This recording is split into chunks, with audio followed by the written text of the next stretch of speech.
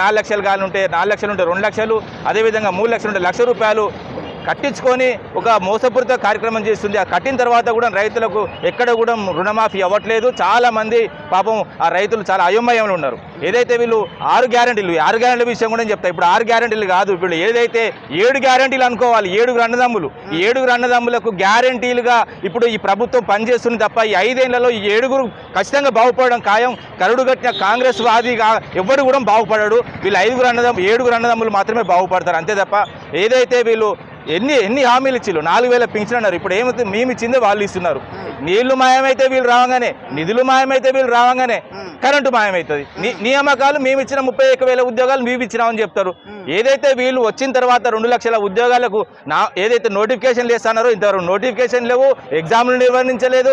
Exam నిర్వహించకుండా ఏదైతే notification లేకుండా ఉద్యోగాలు ఎట్లొచ్చినాయి బిడ్డ అని అడుగుతున్నా. మేము కాదా ఇచ్చింది?